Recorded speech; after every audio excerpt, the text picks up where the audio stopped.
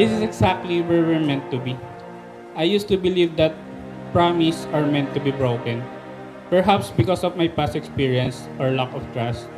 But today, with you by my side and with the guidance of Jesus in my life, I've come to understand that promises are not only meant to be made, but to be kept.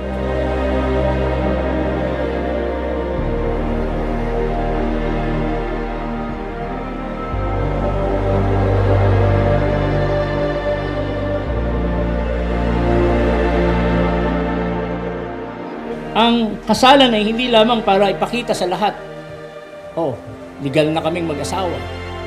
Kami ay magsasama na. But marriage is a sacred institution.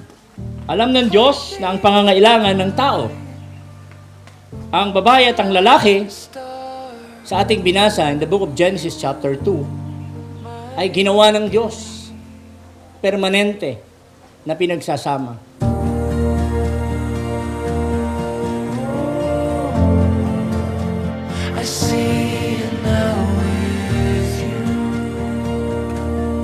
Hello, Katrina ko. At first, I never imagined that this would be the kind of wedding that I would have. I probably had different plans, different dreams, or even different expectations for my life.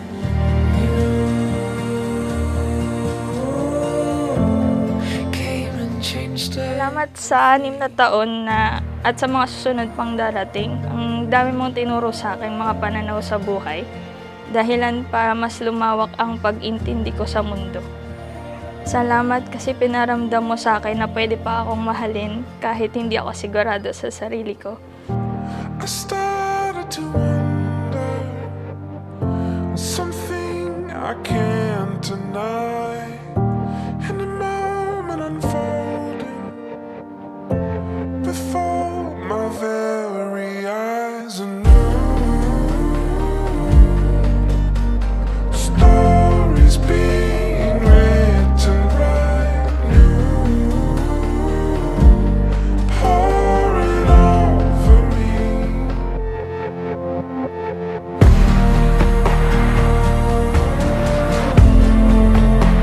I see it now with you.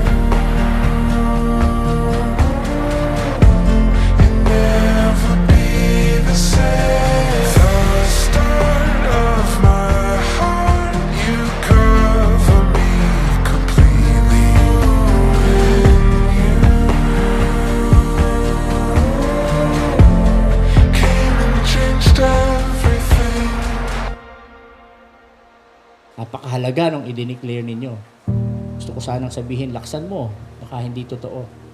But I know that coming from your heart, when you say the word, I will, it's from your heart. And you are not declaring this sa harap naming lahat, but you are declaring this to our Lord. Magkasama nating harapin ang lahat dahil may isang Diyos na nagplano nito para sa atin. So I wrote this almost Valentine's Day. And today starts the day that will always be Valentine's Day. And there will be more Valentine's Days with you after we become one in Christ's eyes. Thank you for everything. I love you forever and always, even death by 1,000 cuts, my lover.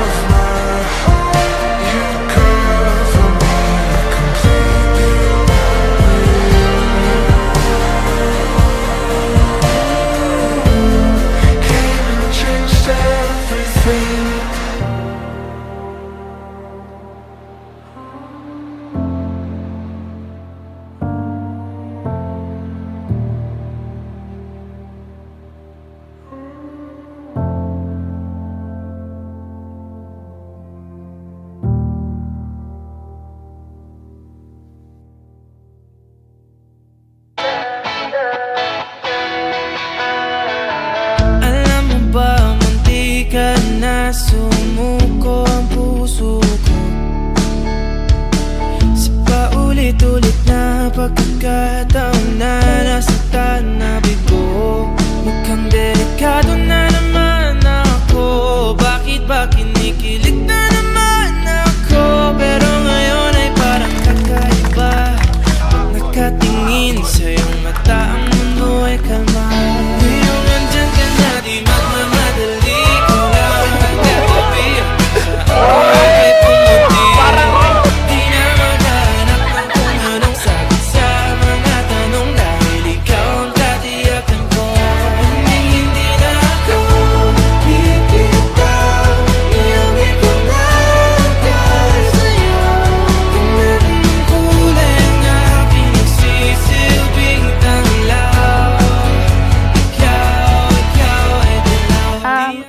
nasama kami sa parang hiking sa Mount Ulap.